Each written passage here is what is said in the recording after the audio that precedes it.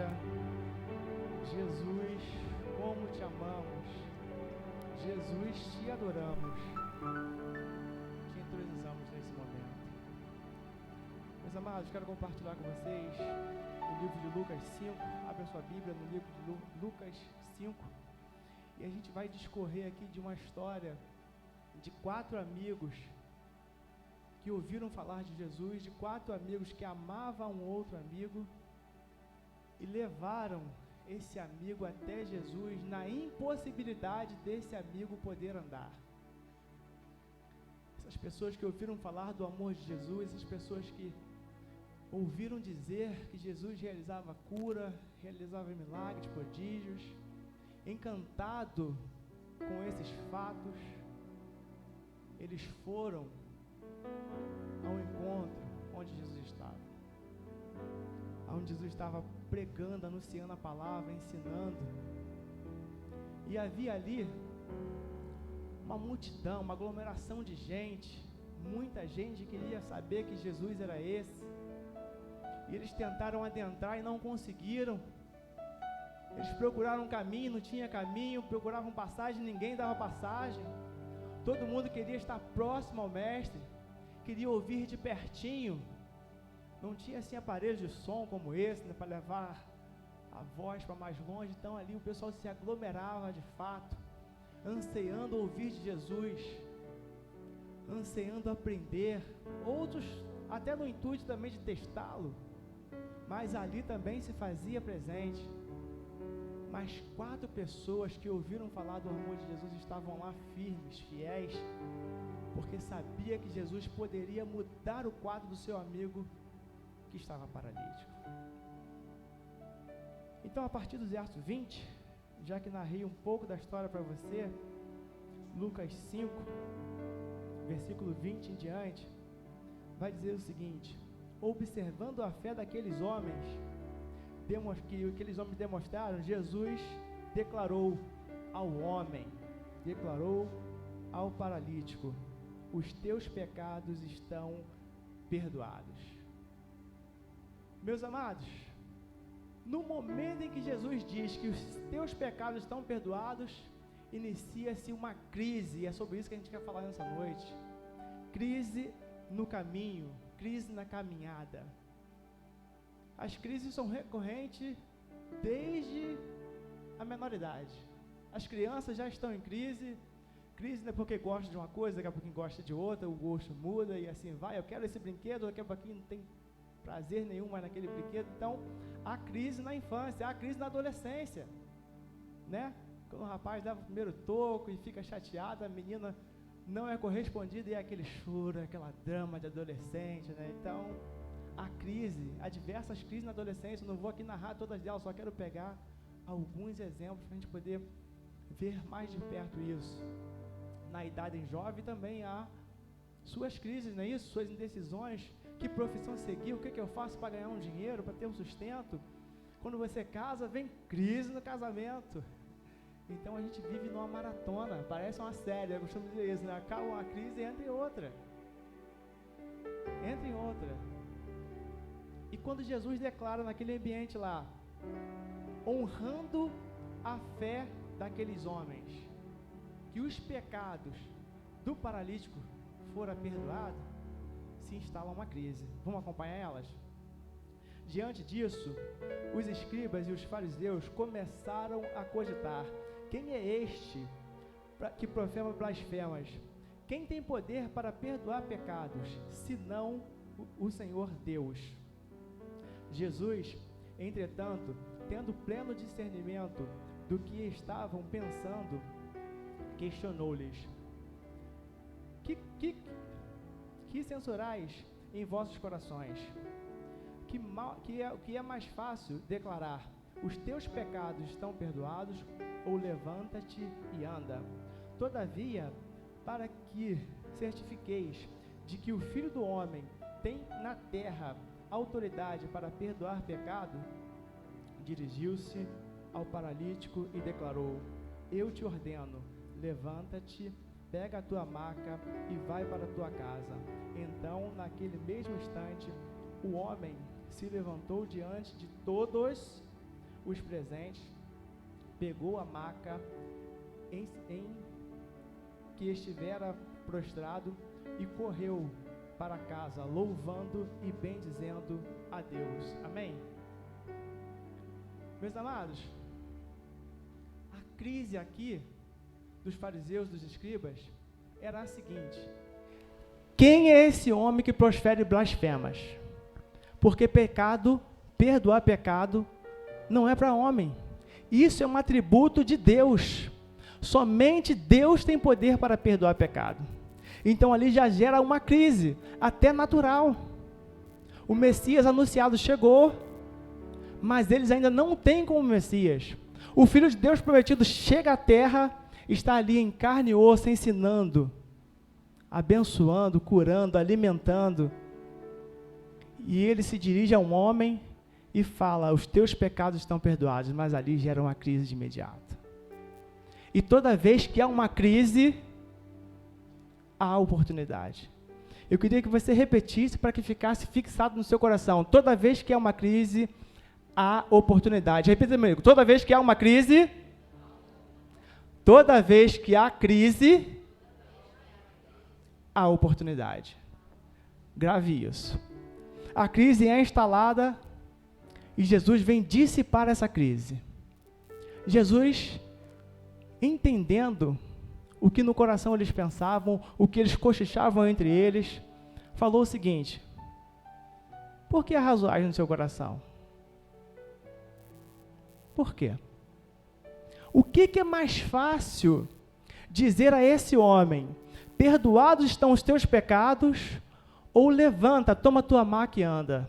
Olha só, para que vocês saibam, para que vocês testifiquem que o Filho de Deus chegou, que o herdeiro está entre vocês, para que vocês entendam que o Messias sou eu, que eu tenho autoridade no céu, na terra e debaixo da terra. Eu declaro a esse homem: levanta, toma o teu leito e vai para a tua casa. O homem de imediato se levanta, toma o leito dele e vai correndo. A palavra diz que ele vai correndo para casa, e no meio do caminho ele vai louvando e bendizendo o nome do Deus Altíssimo, o nome do Senhor dos Senhores. Agradecido, com o coração grato, ele segue agradecendo, louvando, bendizendo o nome de Deus. Então, toda vez que há uma crise, toda vez que é instalada uma crise, entenda que há oportunidade. Isso em todos os sentidos, em todas as classes, em todos os gêneros. Nós aqui nos questionamos, né, no mundo inteiro, que o Brasil está em crise, não é isso? Se há crise, há oportunidade. O mundo está em crise, então para o mundo também há uma oportunidade. Há um jargão que diz, né, que enquanto uns choram, outros vendem lenço. Tem uma crise, mas também tem uma oportunidade. E é sempre assim. E aqui não foi diferente. Eles censuravam: cara, quem é esse homem para perdoar pecado? E Jesus vem desmistificar isso. Eu tenho poder sim para perdoar pecado. Eu sou o Messias que vocês aguardavam e não me receberam. A palavra diz que o Messias, o Rei dos Reis, veio para os seus, mas os seus não receberam. Não quiseram enxergar de fato. E Jesus fez questão, pelo menos nesse dia, de provar: olha, eu sou. E o que é mais fácil dizer a esse homem?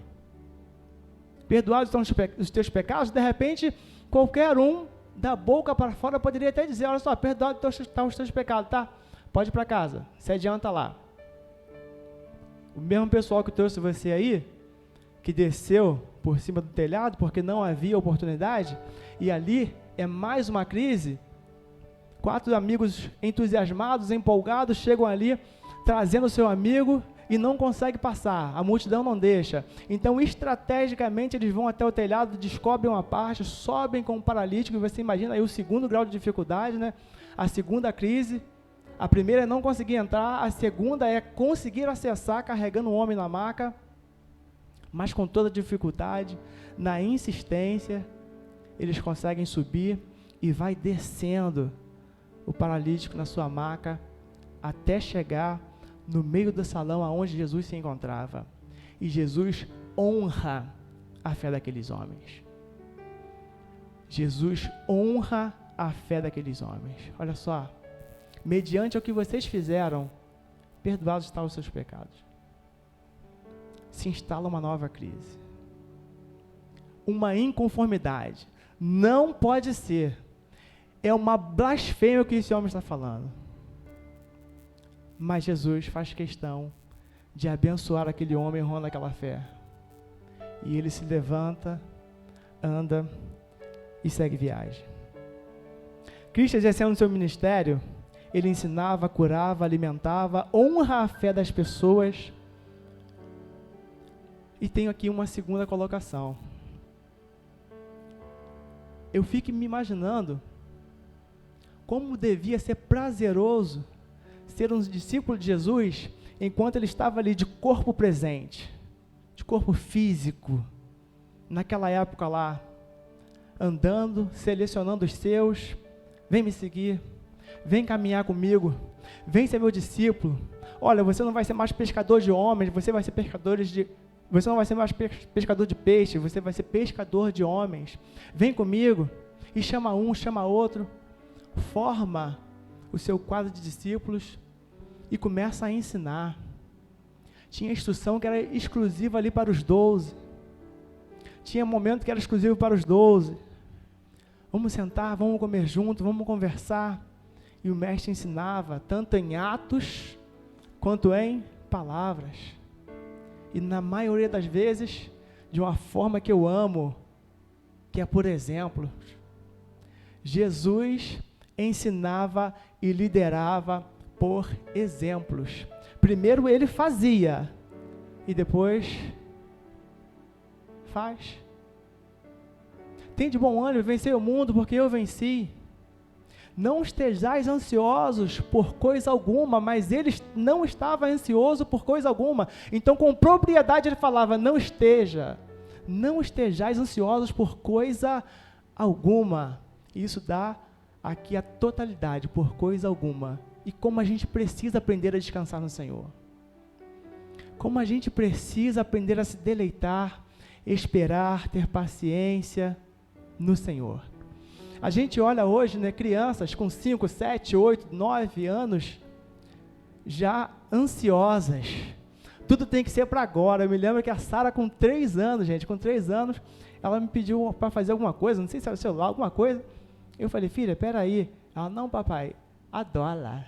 Ela nem sabia falar direito, mas tinha que ser adora, ou seja, agora. E a gente se pergunta, de onde vem essa ansiedade? Não é possível. Vem dos pais. Nós somos os transmissores dessa ansiedade, dessa impaciência, mesmo sem falar para eles, não, você tem que ficar impaciente, a gente não precisa falar. Mas a nosso exemplo, na nossa correria de vida, eles ficam ansiosos. Os sentimentos são aguçados.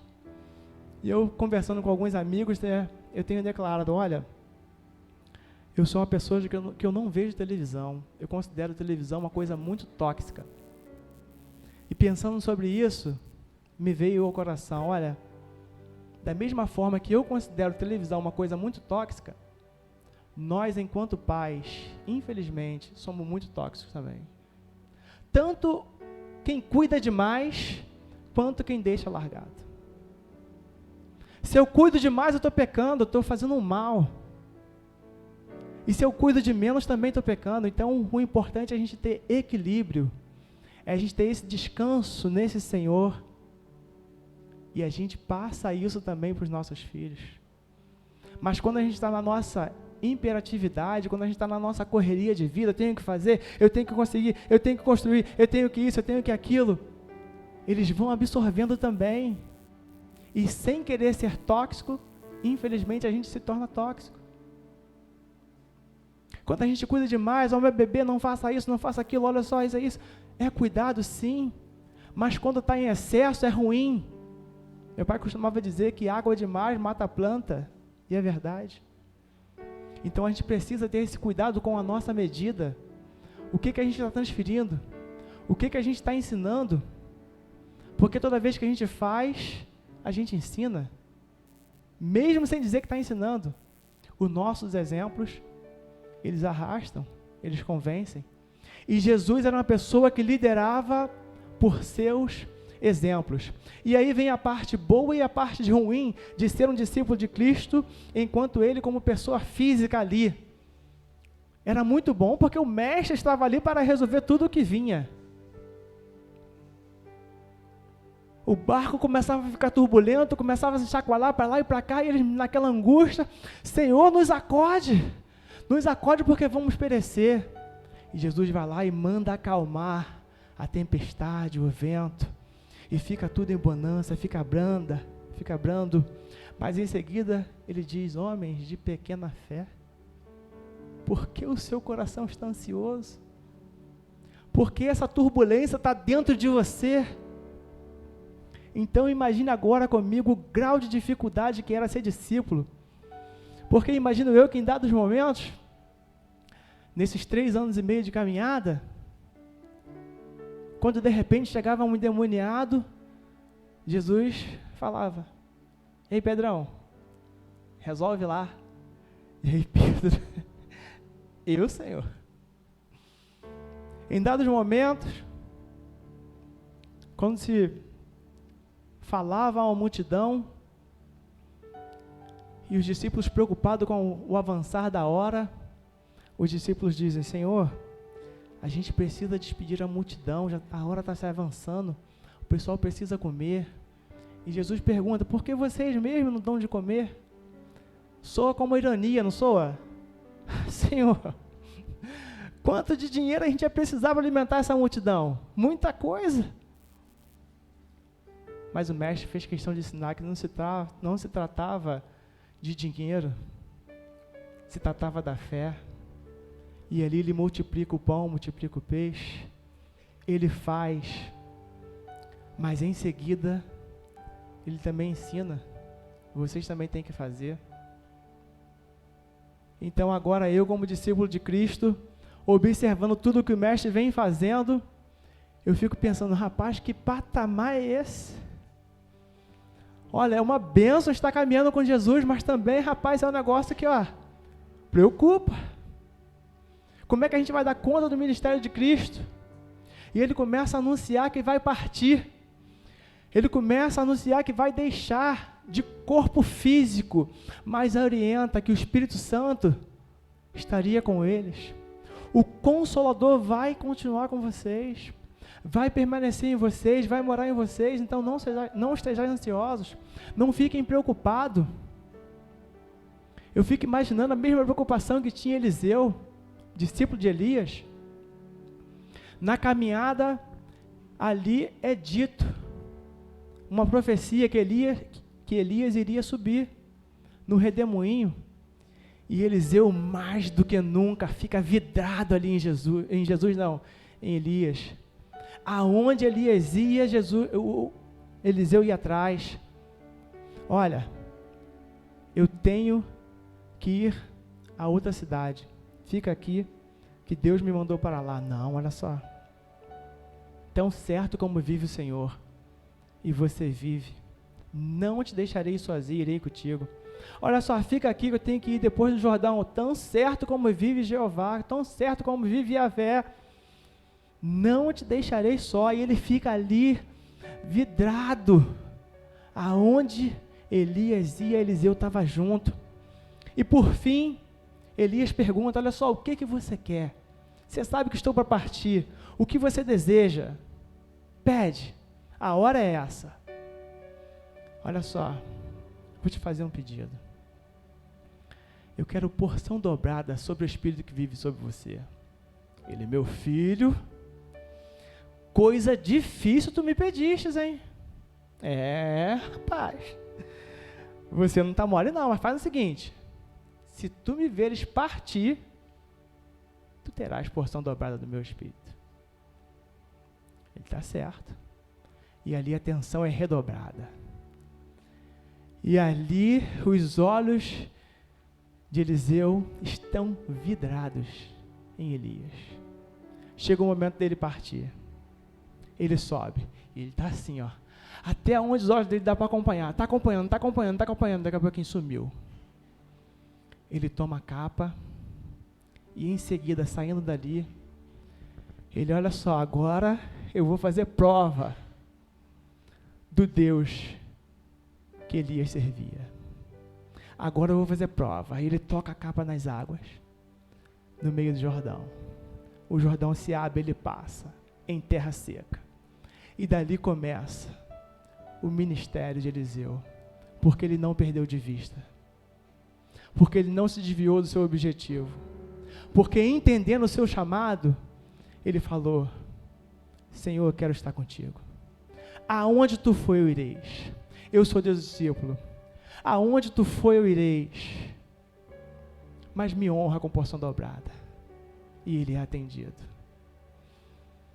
Para nós, discípulos de Cristo, a gente tem que ter essa mesma perseverança. Orando, perseverando, insistindo, com os olhos vidrados em Cristo, com a atenção dobrada na necessidade do corpo de Cristo, com a atenção dobrada para a gente não ser tão tóxico como a gente gostaria de ser e muitas das vezes a gente é, com a atenção dobrada para com os necessitados, porque em toda crise há uma oportunidade. Basta a gente saber olhar, a gente ter discernimento sobre o que se levantou. Gosto muito de exemplo prático, porque fica tangível. Então, sempre que tenho oportunidade, eu gosto de falar algo do meu dia a dia, sabe por quê? Não é por ser incrível, não. É porque, se é possível para mim, Harris mortal, outrora pipa voada, não é isso aí, Roberto? Rafael. Então, se é possível, fica tangível, a gente olha com outros olhos. Quando aparece qualquer problema na minha família, eu falo com Juliana, porque Juliana se descabela. Amor! Mas há um vazamento, há qualquer coisa, qualquer gênero. Para ela, Golias está desse tamanho aqui, ó, e para mim, Golias está aqui. E eu falo para ela: filha, todas as vezes é a mesma coisa. Ela já até gravou, gente. O problema já apareceu. Ele já existe. Vamos focar na solução? Vamos raciocinar como é que a gente vai fazer para resolver esse problema agora? A partir daqui, como é que a gente vai fazer? Porque o problema já existe. Não adianta entrar em crise, colapso. Não vai resolver. Então agora, com o sangue frio, de forma serena, vamos raciocinar como resolver o problema. E todas as vezes é da mesma forma, gente. Todas as vezes. Tem hora que ela até já responde por mim. Porque vai ser sempre esse, independente do grau de dificuldade que aparecer, o meu posicionamento. Então, Cristo sempre liderou por exemplo, e assim tornou mais difícil para os seus discípulos, não por querer tornar difícil, mas porque o padrão em que Jesus exercia o seu ministério era altíssimo. Era altíssimo.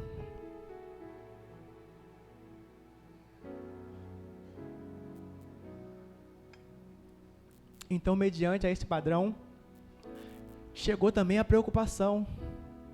E quando Jesus parte, mas deixa com ele a promessa do Espírito Santo, mesmo assim alguns ainda, caramba, cara, ele se foi. Entraram em total crise. Se pegaram desanimados, entristecidos, voltando para suas atividades normais de pesca, voltando para suas atividades normais no seu cotidiano. Cara, o mestre se foi. Apesar de ser uma guerra já anunciada, a tristeza, o desânimo, gerou uma incredulidade. Mas é maravilhoso ver que Jesus volta. Jesus aparece aos seus e mais uma vez, por um período, ensina, administra a situação, Olha, mas não tem se cumprido as escrituras? O Messias não chegou? Não foi morto? Não ressuscitou ao terceiro dia? E por que vós ainda se encontram desanimados, desacreditados, apesar de orientados? E coisa ruim é a gente ser orientado e cair no erro, não é isso? Coisa ruim é a gente ser orientado, ser exortado e mesmo assim vacilar na fé, fraquejar na fé, e isso acontece. Em 2 anos, quantas pessoas não desanimaram? Quantos não enfraqueceram? Quantos não abandonaram o barco? Apesar de ter um Consolador dentro de si, apesar de ter um Cristo que sempre liderou, por exemplo, o tempo todo. Gente, olha o grau de dificuldade. Jesus está andando sobre os barcos aqui, sobre o mar, como o Rafael esse dia pregou muito bem, o pastor Rafael mandou super bem aqui, pule do barco, não é isso? E aí, o pessoal no barco fala assim, rapaz, é um fantasma, não sei e tal. É Jesus. Mas Pedro, um pouco mais ousado, ele fala, olha só, se você é o mestre mesmo, se você é Jesus, faz o seguinte, manda que eu vá até aí. Era a evidência que ele precisava, era a prova. E Jesus já está onde? Em pé sobre as águas. Opa, algo incrível. Pedro quer fazer algo incrível, coisa que não é para a nossa natureza humana. E Jesus fala, vem, agora é contigo. E ele desce do barco. E ele começa a andar, mas igual a mim e a você, ele começa a raciocinar, rapaz, isso aqui não é coisa para ser humano não, isso aqui, rapaz, e começa a afundar. Nós, algumas das vezes, começamos a afundar, e a gente precisa que ele nos erga, que ele nos levante, que ele nos ponha de pé, e essa é a função do Espírito Santo, e é isso que ele quer ministrar no seu coração, que em todo momento de crise há uma oportunidade, basta você olhar para Cristo, basta você entender que ele já está lá, basta você entender que ele já está sobre as águas, e ele te fala, vem, ele te fala, agora é a sua fé, agora é aquilo que você viu e ouviu, faz. Olha, estou fazendo um novo curso, e foi lá que eu comecei a pensar sobre isso, aonde quão era dificultoso você seguir Jesus, você andar com o mestre, e ele falar para você, olha só, vai lá agora, faz. Posso estar como exemplo aqui a Jaqueline, não é isso? Fisioterapeuta, aprendeu várias técnicas aí de ventosa, eu sei disso, que nem a Juju chega lá em casa dessa forma, né, cheio de rosto nas costas e tal. Eu fico imaginando, teve uma instrução, teve um professor, uma professora que orientou, que educou, que instruiu e falou, agora faz, agora é com você botar em prática as técnicas que você aprendeu, e esse professor faz da mesma forma. Ele explica, ele instrui, ele executa e fala, vai lá, faz você agora. E pessoal, deixa eu me preparar um pouquinho mais, dá aquele medo, né, de você errar, de você fraquejar, mas cara, quando a gente bota Jesus na frente, tudo é diferente. Quando a gente entende que ele já fez, que ele já venceu, é totalmente diferente. Quando a gente olha para um Cristo que até a morte venceu por mim e por você, que nada o impediu de servir, de amar, de ter misericórdia, de ser manso e humilde. Quando a gente olha para esses exemplos, não tem como a gente pensar diferente. Quando a gente pensa diferente disso, a gente às vezes quer ser maior do que Cristo. Porque ele perdoou e a gente não quer perdoar. Porque ele aceitou perdão e às vezes a gente não quer aceitar. Porque ele exerceu misericórdia, a gente não quer ser tão misericordioso. Olha, eu posso dizer que a gente precisa ir muito aprender a separar as coisas. Um dia desses aqui, numa quarta-feira, eu conversei sobre um rapaz que me ligou e eu preciso que você me ajude. Eu preciso ir para um centro de recuperação. E se eu fosse levar para o pessoal, eu não ajudaria. Sabe por que eu não ajudaria? Porque um dia anterior, ele mentiu, não foi trabalhar, e etc e tal, fez uma série de coisas, e eu poderia dizer, não, cara, se vira. Mas eu entendo que ajuda é para quem merece, e nem todo mundo merece. Então, algumas das vezes a gente dispõe até a não fazer. Mas favor é algo imerecido. E eu fui alcançado por um favor, porque eu não merecia nada. E Jesus deu a sua vida por mim. Então, de imediato, eu fui fazer um favor. Porque favor é para quem não merece. Ajuda eu dou para quem merece. Pastor Rogério é meu amigo, então se ele me pede uma carona depois do curso, eu prontamente, vamos lá, meu camarada, você é meu irmão.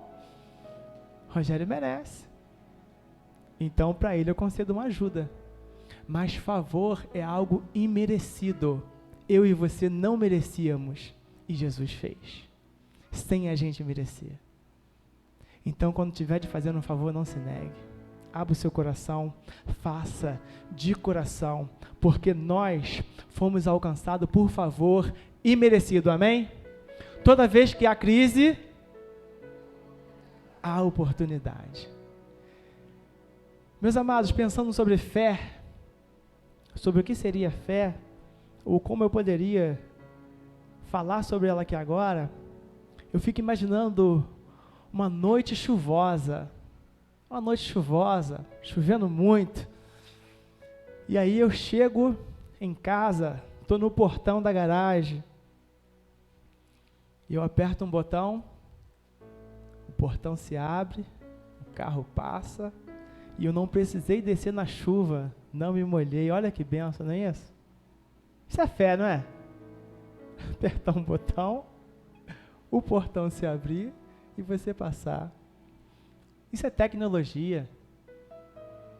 E tecnologia, o que eu costumo pensar sobre ela, é que ela é uma forma do homem tentar voltar a ter o que foi dado por Deus desde o Éden.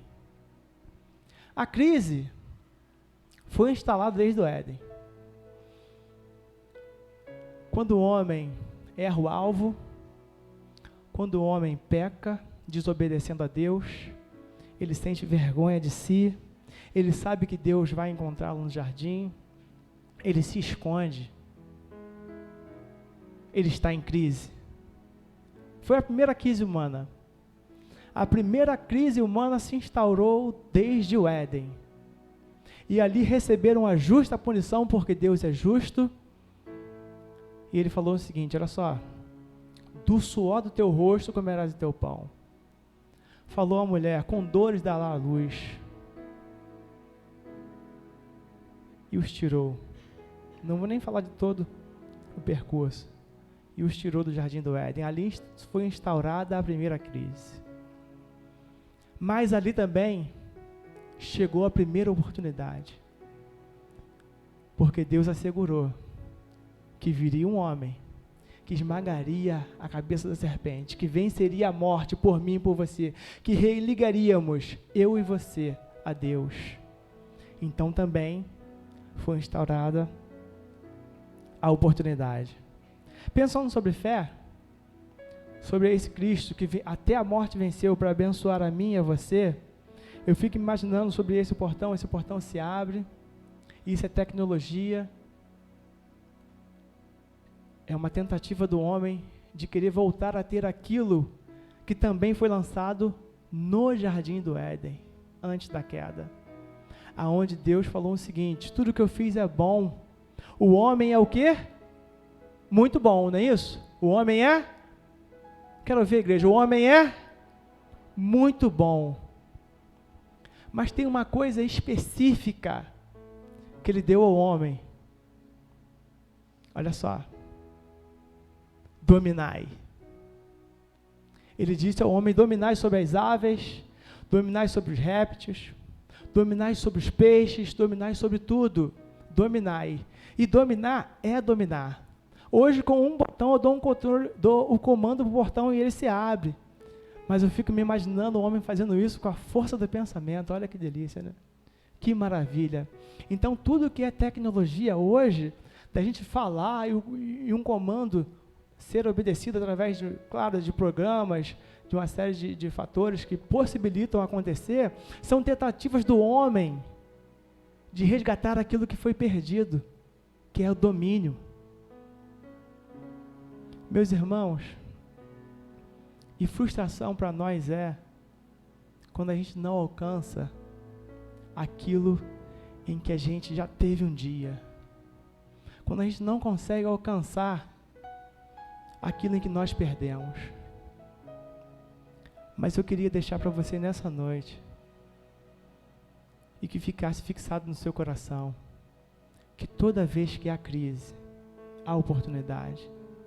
Então, se nessa noite você chegou aqui com alguma crise, seja em qual área for da sua vida, sobre qual estágio estiver, está aqui o homem que venceu tudo e quanto é crise, e que te diz: não estejais ansiosos por coisa alguma. Tende bom ânimo e vencei o mundo, porque eu venci. Primeiro Cristo fez para mostrar para mim e para você que era possível. Primeiro Ele executou e depois te orientou. Olha só, fique tranquilo, descansa em mim. Então toda oração que a gente fizer não deve ser para receber a vitória, mas tem que ser a partir da vitória, porque Cristo tudo venceu. Na cruz do Calvário, tudo Ele venceu. E o que a gente precisa é descansar no Senhor. Trabalhar, sim. Correr atrás, sim. Lutar, sim. Mas nunca pela vitória. É a partir da vitória. Porque na cruz do Calvário, eu e você, sem merecer, recebemos a vitória para a honra e glória de Deus. O Ministério de Louvor pode estar se posicionando. Você vai ser ministrado mais uma vez, mas eu queria que isso soasse forte no seu coração, que independente da crise que a gente instaurou, tenha a certeza que Jesus já venceu e que a sua oração é a partir da vitória na cruz do Calvário, porque Ele venceu e Ele nos orienta que nós vencemos com Ele. Amém? Que Deus nos abençoe.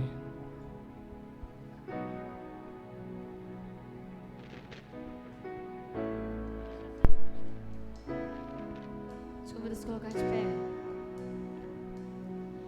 Mesmo que eu ande em meio ao frio, mesmo que eu vá correndo sem direção, mesmo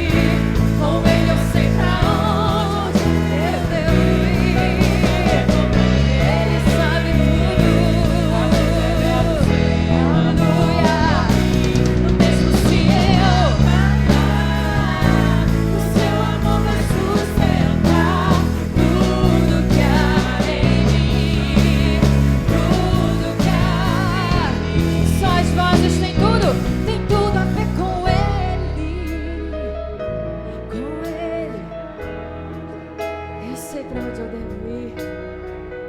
Você sabe?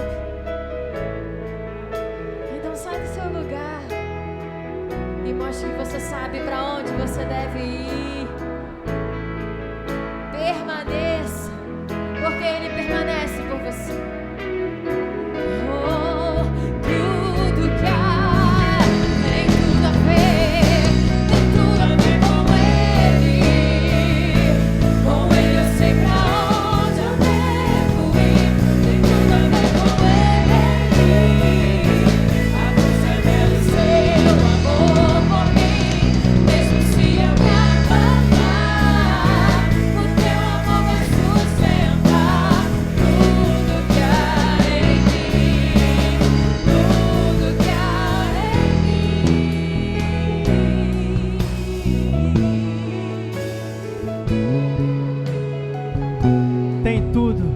Tem tudo a ver com Ele, amém? E Ele falou o seguinte: eu sou o caminho, a verdade e a vida. E Ele assegurou que ninguém vem ao Pai senão por mim, disse Jesus. Exatamente, ninguém vem ao Pai senão por Ele. Então tem tudo a ver com Ele. Tudo a ver com Ele. Basta que você creia, basta que você entenda, basta que você queira caminhar junto, e você vai entender que Ele é o único caminho, que Ele é a única verdade, e que só dele vem a vida. Amém?